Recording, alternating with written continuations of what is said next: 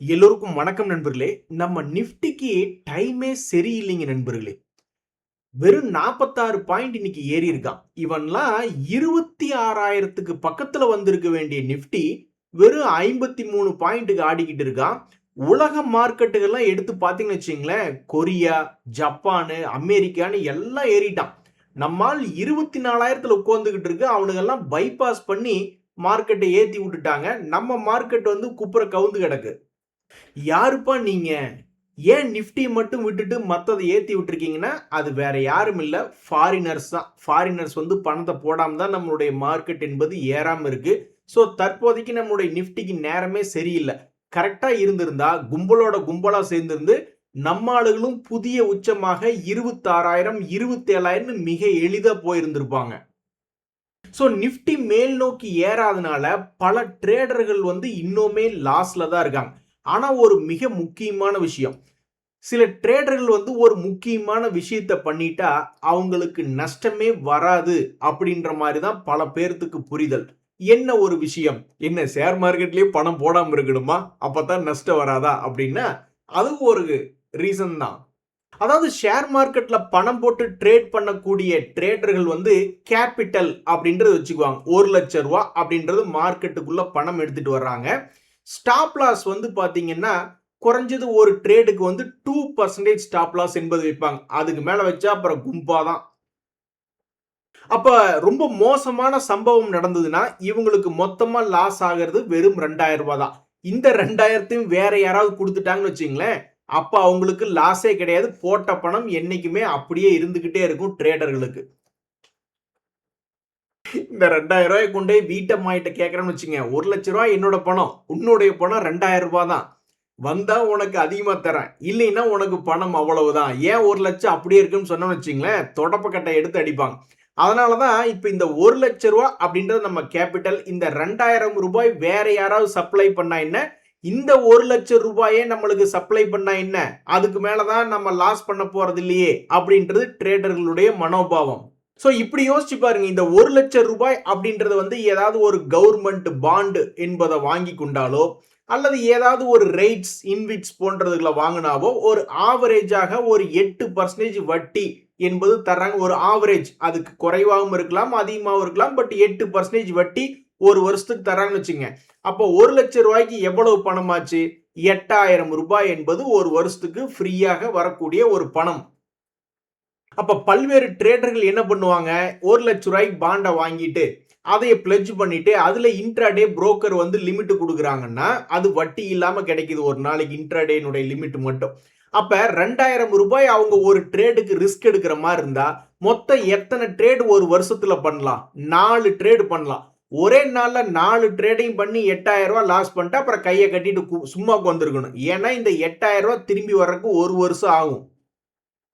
இல்ல நான் வந்து 500 ரூபாய் ஒரு ட்ரேடுக்கு நான் ரிஸ்க் எடுக்கிறேன்னா அப்ப அவங்க ஒரு வருஷத்துக்கு 16 ட்ரேடு பண்ணலாம். ஒருவேளை 16 ட்ரேட்ல ஒரு 8 ட்ரேட் மட்டும் சக்சஸ் ஆகுது, போனா 500 ரூபாய் வந்தா 1000 ரூபாய் அப்படின்ற மாதிரி கணக்கு வச்சாங்கன்னு வச்சுங்களேன், அவங்களுக்கு பணம் என்பது ஸ்டாக் மார்க்கெட்ல லாஸ் ஆகவே ஆகாது.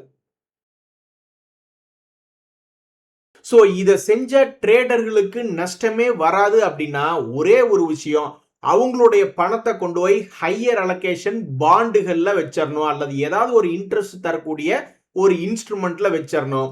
அவங்க எவ்வளவு இன்ட்ரெஸ்ட் தர்றாங்களோ அதுக்கு மட்டும்தான் ஒரு ஸ்டாப் லாஸ் போட்டு ட்ரேட் என்பது பண்ணா எந்த ஒரு ட்ரேடருக்குமே நஷ்டம் என்பது வராது. ஆனா இந்த மாதிரி யாரும் பெரும்பாலும் பண்றது இல்ல. ஒரு வருஷத்துக்கு 8,000 ரூபாய் வருமானம் வருது, அதை வச்சு ஒரு வருஷத்துக்கு 16 ட்ரேடு தான் பண்ணணும்னா யாருமே அந்த மாதிரி டிசிப்ளினா இல்ல. நான்லாம் ஒரு நாளைக்கே 16 ட்ரேடு பண்ணுவேன் அப்படின்ற மாதிரி நிறைய பேர் பண்ணிடுறாங்க. அதே மாதிரி வர்ற வட்டியெல்லாம் வச்சு நாங்க வியாபாரம் பண்றது இல்ல. எனக்கு 1,00,000 கொண்டு வரேன்னா லாஸ் ஆகி போச்சா, அடுத்த மாசம் சம்பளம் 1,00,000 வருதா, அதை கொண்டு வருவேன் நானு.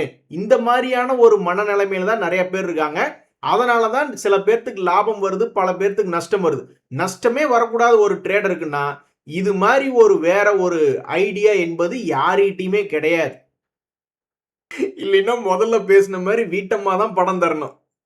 தியாகு இன்னைக்கு ஒரு 10,00,000 ரூபாய் விட்டுட்டீங்களா, கவலைப்படாதீங்க, நாளைக்கு உங்களுக்கு 15,00,000 ரூபாய் தரேன். நாளைக்கும் 15,00,000 ரூபாய் விட்டுட்டீங்களா, உங்களுக்கு அடுத்தது 25,00,000 ரூபாய் தரேன்.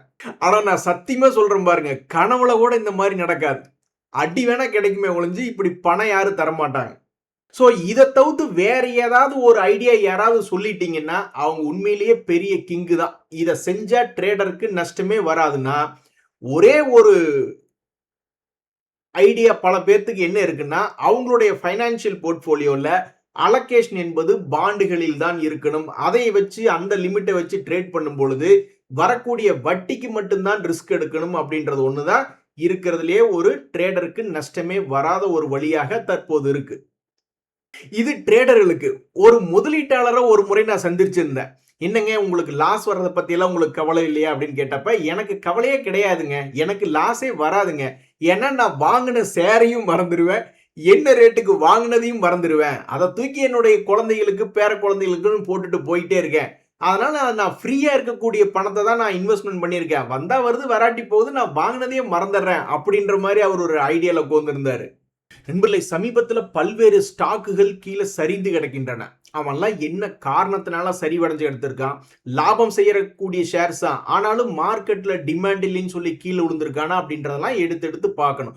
ஆனா பல பேர் என்ன மாதிரி யோசிக்கிறாங்கன்னா, சரி ஓகே எனக்கு வந்து ஒரு 20 ரூபாய் அப்படின்ற ரேட்டு வரணும், ஆனா அந்த ஷேர் தற்போது 10 ரூபாயில ட்ரேட் ஆயிட்டு இருக்கு. அப்ப நான் 10 ஷேர் வந்து 1000 குவான்டிட்டி எடுத்து வச்சுக்குவேன், அது என்னைக்காவது ஒரு நாள் 20 வரும் பொழுது லாபத்தை நான் புக் பண்ணுவேன் அப்படின்ற மாதிரி சில பேர் இருக்காங்க.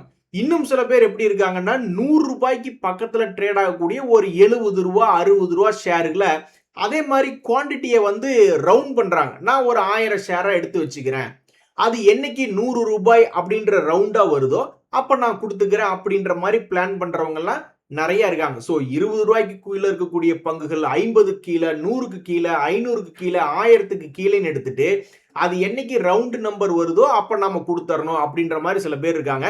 ஸோ சமீபத்தில் கீழே விழுந்து கிடக்கக்கூடிய பங்குகள் அது லாபம் செய்யுதா என்பதெல்லாம் இரண்டாம் பட்சம். எத்தனையோ லாபம் செய்யாத ஷேர்கள் கூட உச்சத்தில் இருக்கான். ஸோ மார்க்கெட்ல இப்போதைக்கு டிமாண்ட் இல்லை, கீழே விழுந்து கிடக்குது அப்படின்ற மாதிரி சில பங்குகளினுடைய பெயர்கள். இந்த சன்டெக் ரியாலிட்டி அப்படின்ற ஷேர் முதல்ல ஒரு நஷ்டம் செய்யக்கூடிய ஷேரா இருந்தது, அப்புறம் லாபம் செய்யக்கூடிய ஷேராக தற்போது குவார்டர்லி ரிசல்ட்ஸ் எல்லாம் வெளியிட்டு இருக்கு. இருந்தாலும் தற்போது இந்த சன்டெக் ரியாலிட்டி அப்படின்ற ஷேர் 2023 லோல போய் விழுந்துட்டான். இதே மாதிரி லோல போய் விழுந்திருக்கக்கூடிய இரண்டாவது பங்கு அப்படின்னு பாத்தீங்கன்னா இந்த GHCL அப்படின்ற ஒரு ஷேர். இவனுமே தற்போது 2024 என்ன விலை இருந்ததோ அந்த விலையில போய் இது விழுந்து விட்டது. இதுல பணம் போட்டவங்க எல்லாம் யோசிச்சு பார்த்துட்டு தான் இருப்பாங்க, அட இங்கிருந்து ஏறாதா அங்கிருந்து ஏறாதா அப்படின்ட்டு.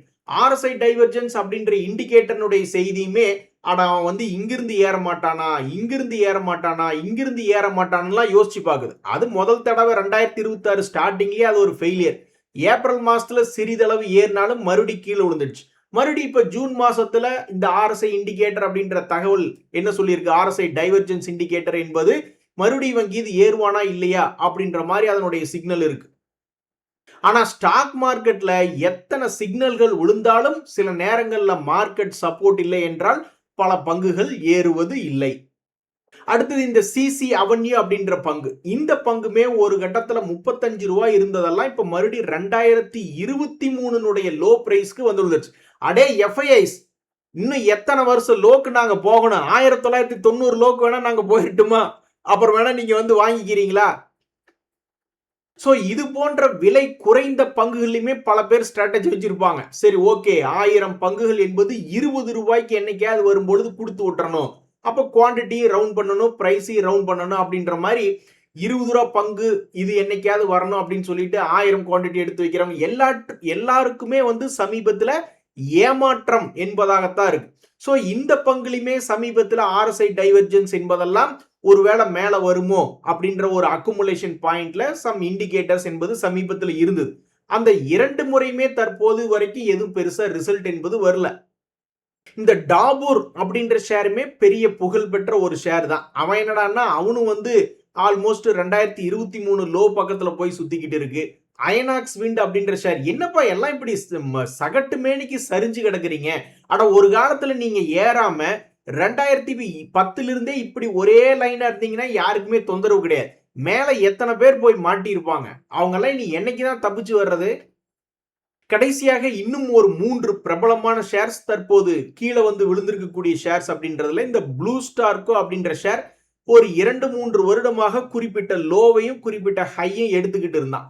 இதுவும் தற்போது லோல வந்து விழுந்திருக்கக்கூடிய ஒரு பங்காக இந்த ப்ளூ ஸ்டார்கோ அப்படின்ற ஒரு பங்கு.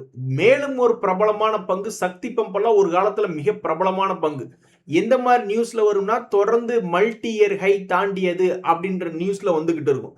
அதுக்கப்புறம் பாத்தீங்கன்னா 2025 இருந்து இவனுக்கு என்ன கெட்ட நேரம்னு தெரியல 1250 ரூபாயிலிருந்து சரிவடைந்து தற்போது 547 ரூபாய் அப்படின்றதுல ட்ரேட் ஆயிட்டு இருக்கு. கடைசியாக முத்தூட் ஃபைனான்ஸ் அப்படின்ற ஷேர்.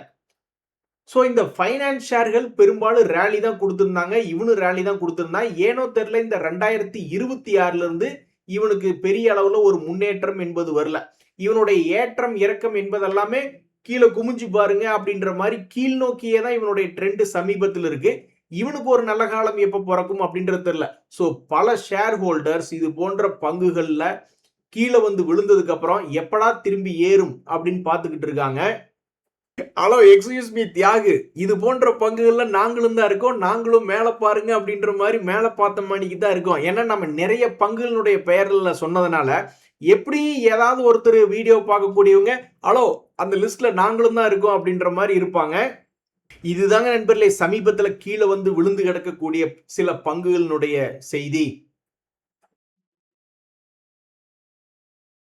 நண்பர்களே இன்னொரு முக்கிய தகவல் இன்னைக்கு என்னன்னா சமீபத்தில் எஃப்ஐஎஸ் வந்து தங்களுடைய ஹோல்டிங் என்பதை இன்க்ரீஸ் பண்ணி இருக்கக்கூடிய சில பங்குகள் அப்படின்ற எக்ஸாம்பிள்ஸ் பார்க்க போறோம். அதுல குறிப்பா இந்த நேஷனல் அலுமினியம் ஹிண்டால்கோ அப்படின்ற ஷேர்லாம் பார்க்கும் பொழுது இவங்க எது போன்ற கம்பெனிகள்னா கமாடிட்டிஸ் ரிலேட்டடான கம்பெனிகள். இப்படியும் கூட காரணம் என்பது இருக்கலாம். இது போன்ற நேஷனல் அலுமினியம் என்பது அலுமினியம் ரிலேட்டடான ஷேர். அதை அவங்க மேனுஃபேக்சர் பண்ணி செல் பண்ணும்போது உலக அளவுல நம்மளுடைய டாலருக்கு எதிராக நம்மளுடைய இந்திய ரூபாயினுடைய மதிப்பு குறைவாகும் பொழுது அப்ப அவங்களுக்கு பிரச்சனை என்பது வருது. அப்ப கமாடிட்டிஸ்னுடைய பிரைஸ் என்பது ஏறக்கு அதிகமான வாய்ப்புகள் இருக்கு. அதனால நம்ம டாலருக்கு எதிராக நம்ம இந்திய ரூபாயினுடைய மதிப்பு குறையறதுனால கூட இவங்களுடைய முதலீட்டு என்பது இன்க்ரீஸ் பண்ணலாம். இந்த எஃப்ஐஎஸ் ஹோல்டிங் பர்சன்டேஜ் பார்த்தோம்னா இப்ப 22.27 நம்ம சொல்லிக்கிட்டே இருக்கோம் எஃப்ஐஎஸ் எல்லாம் வித்துட்டு போறாங்க. ஆமா, பெரிய ஏகப்பட்ட பல கம்பெனிகளை வித்துட்டு போறாங்க. அதே சமயம் அவங்க முதலீடு என்பது சில கம்பெனிகளை பண்ணதான் செய்யறாங்க. சோ முதல்லயே அவங்க தெரிஞ்சு வச்சிருக்கலாம் டாலருக்கு எதிராக நம்ம இந்திய ரூபாயினுடைய மதிப்பு குறைய போகுது.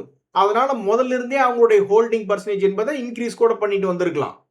அதே மாதிரிதான் இந்த ஹிண்டால்கோ அப்படின்ற ஷேர்லயுமே ஒரு உதாரணம் என்னன்னா எஃப்ஐஎஸ் ஹோல்டிங் பர்சன்டேஜ் என்பது 29.96 அப்படின்ற மாதிரி இன்க்ரீஸ் பண்ணியிருக்காங்க. இந்த இரண்டு பங்குகளுமே சமீபத்தில் லேசாக சரிவடைஞ்சிருக்கு. தன்னுடைய ஆல் டைம் ஹை பக்கத்துல இருந்து சிறிய அளவுல இந்த ஹிண்டால்கோ இண்டஸ்ட்ரீஸ் ஆகட்டும், அதே மாதிரி இந்த நேஷனல் அலுமினியம் அப்படின்ற பங்குமே தன்னுடைய உச்சியிலிருந்து சிறிய அளவுல சமீபத்தில் இறங்கி இருக்கு. நண்பர்களே நம்ம அப்ளைவே ஒரு உதாரணம் என்பது பார்த்திருந்தோம். எஃப்ஐஎஸ் வந்து பெரிய அளவுல கண்ணா பின்னான்னு வாங்கிக்கிட்டு இருக்காங்க, பல நேரங்களில் சேல் பண்ணிக்கிட்டு இருக்காங்க. நம்ம ரீட்டைலர்ஸுமே என்ன பண்றாங்கன்னா நம்ம எல்லாத்திட்டையும் என்ன பணமா இருக்கு இல்ல, ஆனாலும் ஆசை இருக்கு 1000 குவான்டிட்டி 10,000 குவான்டிட்டி என்பதெல்லாம் வாங்கணும். ஸோ பெரிய ஆளு என்ன பண்றாங்க ஒரு 500 ரூபாய் 600 700 ரூபாயில் இருக்கக்கூடிய பங்குகளை கூட அவங்களால 10,000 1,00,000 குவான்டிட்டி கூட வாங்கி மறுபடியும் அது என்னைக்கு ரவுண்டா 1000 ரூபாய்னு வருதோ அப்ப செல் பண்ணக்கூடிய பல்வேறு ஸ்ட்ராட்டஜிகளை கூட உபயோகப்படுத்துறாங்க. நம்ம ரீட்டைல் மக்களும் புலியை பார்த்து பூனையும் சூடு போட்டு கொண்டது அப்படின்ற மாதிரி அவங்க ஒரு ஸ்ட்ராட்டஜி பண்றாங்க. அவங்க பண்ணக்கூடிய ஸ்ட்ராட்டஜி நல்லா இருந்தா காப்பி அடிக்கிறதுல தப்பு இல்லையே அப்படின்ற மாதிரி வாரன் பஃபட் அவர்களுடைய ஸ்ட்ராட்டஜியை நிறைய பேர் காப்பி பண்றாங்க. அது மாதிரி எத்தனையோ பேர்த்தனுடைய ஸ்ட்ராட்டஜி என்பது எடுக்கதான் செய்யறாங்க. ஸோ இப்ப இந்த சுஸ்லான் ஈக்குட்டா ஸ்மால் பினான்ஸ் பேங்க் போன்ற பங்குகளை எல்லாம் போய் எடுத்து பார்த்தீங்கன்னா ரீட்டைலர்கள் அதிகமாக வாங்கி வச்சு ஹோல்டு பண்ணி கொண்டிருக்கக்கூடிய பங்குகளா இருக்கும். ஏன்னு நீங்க நினைக்கிறீங்க? அதுலயும் பல்வேறு ரீட்டைலர்ஸ் எப்படி பிளான் பண்றாங்கன்னா சரி நம்மளால போய் 500 ரூபா 600 ரூபா ஸ்டாக் 1000 குவான்டிட்டி வாங்க முடியாது, அவன் என்னைக்கு 1000 ரூபா போறானோ அன்னைக்கு நம்ம விற்க முடியாது, அவ்வளவு தூரம் நம்ம கிட்ட பொருளாதாரம் இல்ல. அப்ப எவனாவது ஒரு 50 ரூபா 60 ரூபா 70 ரூபாய்க்கு சுத்தி கொண்டிருக்கக்கூடிய பங்குகளை ஒரு 1000 எடுத்து வச்சுக்கிட்டு அவன் என்னைக்கு 100 ரூபா போறானோ அன்னைக்கு தட்டி விட்டுறணும் அப்படின்ற மாதிரி பிளான் பண்றவங்க எல்லாம் நிறைய பேர் இருக்காங்க. உண்மையில சொல்ல போனா நம்ம ரீட்டைலயே வந்து 10,000 ஷேர்களை எல்லாம் 100 ரூபாய்க்கு கீழே வாங்கி 100 ரூபா வரும்போது தள்ளி விடக்கூடிய ஆட்களும் இருக்கதான் செய்யறாங்க. ஸோ ஒரு எக்ஸாம்பிளுக்கு ரூ. 100 கம்மியாக இருக்கக்கூடிய சில ஷேர்கள் அப்படின்ற ஒரு செய்தியில இந்த சுஸ்லான் எனர்ஜி என்பது இருக்கு. சமீபத்தில் இது ரூபாய் விடவும் மோசமாக சரிவடைஞ்சு கிட்டத்தட்ட ரூபாய் 39 போய் விழுந்த பங்கு தான் இந்த சுஸ்லான். அப்ப கூட சில பேர் சரி ரூபாய் இருக்கு, ரூபாய் ரவுண்ட் நம்பர் வந்துருச்சுன்னா வெளியே வந்துடணும்னு சொல்லிட்டு அந்த சமயத்துல போய் 1000 குவான்டிட்டி எடுத்து வச்சு வெளியே வந்திருக்கிறவங்களும் இருக்கதான் செஞ்சிருப்பாங்க. மொத்தமா இதுல ரீட்டைலர்கள் எவ்வளவு ஹோல்டு பண்ணியிருக்காங்க அப்படின்னு பாத்தீங்கன்னா ஆல்மோஸ்ட் ஒரு 55% என்பது பப்ளிக் ஹோல்டு பண்ணியிருக்காங்க. அடுத்தது ஈக்குட்டா ஸ்மால் பினான்ஸ் பேங்க். இந்த ஷேருமே சமீபத்தில் எவ்வளவு தூரம் கீழே லோ போயிருந்தான்னா ரூபா வரைக்கும் போயிருந்தான். இதுலயுமே சில பேர் பிளான் பண்ணி சரி நம்மளால 1000 ஷேர்லாம் வாங்கி ரூபா வர வரைக்கும் வச்சிருந்து கொடுக்க முடியாது, ரூபாயில சுத்திக்கிட்டு இருக்கான், ஒரு 1000 ஷேர் எடுத்து வச்சுட்டு என்னைக்காவது ஒரு ரூபா வரையில தள்ளி விட்டுறணும் அப்படின்ற மாதிரிலாம் பிளான் பண்றவங்க எத்தனையோ பேர் இருப்பாங்க. ஸோ இதுலயுமே பப்ளிக்னுடைய ஹோல்டிங் பர்சன்டேஜ் என்பது 34 என்பதாக இருக்கிறது. பாருங்க ஷேர் மார்க்கெட்ல எத்தனை விஷயம்னு ஒன்று இருக்குன்ட்டு. லாஸே வரக்கூடாது, கேபிட்டல் அப்படியே இருக்கணும் அப்படின்னு ட்ரேட் பண்றவங்களுக்கும் மார்க்கெட்ல ஐடியா என்பது இருக்கு. இந்த மாதிரி ஏதாவது ஒரு குவான்டிட்டி ரீட்டைலருங்க நாங்க கீழிருந்து மேல் நோக்கி வரும்பொழுது 1000 குவான்டிட்டி என்பது எங்ககிட்ட இருக்கணும். ஆனா கீழிருந்து மேல் நோக்கி ஒரு ரவுண்ட் நம்பர் ரூபாய் 50 அப்படின்னு வரும்பொழுது அதை தள்ளி விடணும் அப்படின்ற மாதிரி ஆசைப்பட்டு ஸ்ட்ராட்டஜி போடுறவங்களும் இருக்காங்க. ஸோ பெரிய பெரிய இன்ஸ்டிடியூஷன் மாதிரி ஆசைப்பட முடியல. ரூபாய் 600 சுத்திக்கிட்டு இருக்கக்கூடிய பங்குகளை பல ஆயிரக்கணக்கான பங்குகளை வாங்கி ரூபாய் வரும்போது ரவுண்ட் ஆகி கொடுக்க முடியல. ஸோ அவங்களுக்கு இந்த மாதிரி புல் ரன் என்னைக்காவது வரும்பொழுது சம்பாதிக்கணும்னு ஆசை. அப்ப 1000 குவான்டிட்டி எந்த ரேஞ்சில் எடுக்க முடியும்? ரூபாய்க்கு கீழே இருக்கக்கூடிய பங்குகளில் தான் பல ரீட்டைலர்னால எடுக்க முடியும். அதனாலதான் இது போன்ற விலை குறைவான பங்குகள்ல ரீட்டைலர்னுடைய ஹோல்டிங் பர்சன்டேஜ் என்பது அதிகமாக இருக்கிறது. நண்பர்களே வேறு என்ன மார்க்கெட்ல தகவல் அப்படின்னு பாத்தீங்கன்னா JSW எனர்ஜி என்பது ரொம்ப பாப்புலரான ஷேர் தான். அதனுடைய ஆனுவல் ஜெனரல் மீட்டிங் 9 ஜூலை அப்படின்ற ஒரு அறிவிப்பு வெளியிட்டு இருக்காங்க. பிரபலமான பங்குனா அவன் உச்சத்தில் இருக்கணும் அப்படின்ற அவசியம் எல்லாம் கிடையாது, கும்பா பாட்டு கூட பாடி இருக்கலாம். ஸோ JSW எனர்ஜி என்ற பங்கு 800 ரூபாய்களில் இருந்து 50% இறங்கிட்டு மறுபடியும் 400 to 600 ஒரு ரவுண்டு போயிட்டு தற்போது 557 ரூபாய் அப்படின்ற விலையில சுத்தி கொண்டிருக்கக்கூடிய ஒரு பங்கு தான் JSW எனர்ஜி. அதனுடைய செய்தி என்பது அவங்களுடைய ஆனுவல் ஜெனரல் மீட்டிங் என்பது 9th ஜூலை. அதே மாதிரி ஒரு நண்பர் இந்த வெஸ்ட் கோஸ்ட் பேப்பர் மில்ல போய் ஹெவியா லாக் ஆயிட்டீங்க, அதுல எப்ப ஏதாவது நியூஸ் வந்தாலும் நீங்க பாத்தீங்கன்னா தெரியப்படுத்துங்க அப்படின்ற மாதிரி சொல்லியிருந்தாங்க. இவங்களுடைய ஆனுவல் ஜெனரல் மீட்டிங் என்பது 17 ஆகஸ்ட் என்பது நடக்குது. அப்ப இவங்க டிவிடெண்ட் கொடுக்கிறது கன்ஃபார்ம் ஆயிடுச்சுன்னா அப்ப அந்த டிவிடெண்ட் கொடுக்கக்கூடிய பேமெண்ட் டேட் என்பது 21 ஆகஸ்ட் அப்படின்ற அறிவிப்பு. நண்பர்களே இன்னொரு தகவல் என்னன்னா இந்த சுமிட்டோமோ கெமிக்கல் அப்படின்றது டிவிடெண்ட் கொடுக்குறாங்க. அதனுடைய ரெக்கார்ட் டேட் என்பது 17 ஜூலை. எவ்வளவு டிவிடெண்ட் கொடுக்குறாங்கன்னா ரூ. 1.30. இந்த பங்கினுடைய விலை ஒரு காலத்துல இல்ல ஓஹோ அப்படின்னு தான் இருந்தது. ஆனா அதன் பின்பு கடுமையான சரிவு, யாருனாலும் நம்ப முடியல. 2025ல மார்க்கெட்டே சரியில்லை, நீ மட்டும் எப்படிப்பா ஏறினு கண்ணு வச்சுட்டாங்களா என்னன்னு தெரியல. அப்ப கண்ணு வச்சதுதான் 650 இருந்து நேரா 350 2024 லோ வரைக்கும் போயிட்டு அதுக்கப்புறம் தற்போது சிறிதளவு ஏறிய ஒரு பங்கு தான்.